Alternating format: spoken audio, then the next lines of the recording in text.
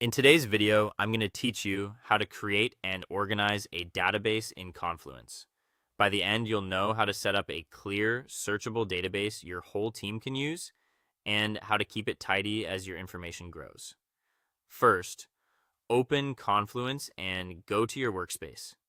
This is your team's home base where pages, projects, and shared resources live. If you work across multiple areas, make sure you're in the workspace where this database should belong so your teammates can find it later without hunting around. Next, create a new database or open an existing one. If you're starting fresh, add it to a page where it makes the most sense, like a projects hub or a team homepage. If your team already has a database, open it up and confirm it's the right place to add or update information. A quick scan now prevents duplicates later.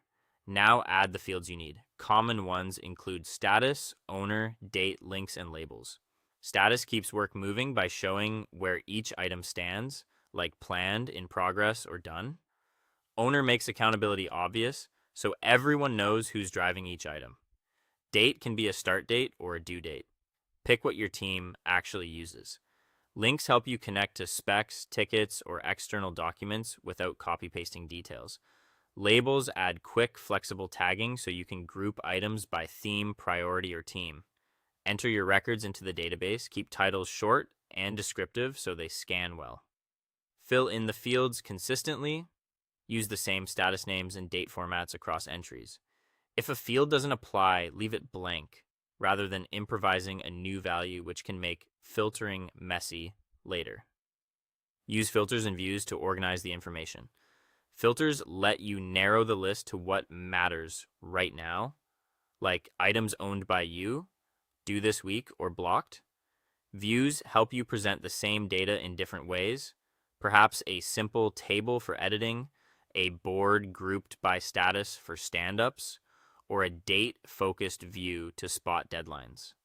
Save the views your team uses most so everyone sees the same picture. Link database items to related Confluence pages.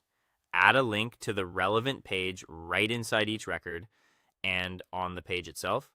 Reference the database item. This two-way connection keeps context close and reduces back and forth.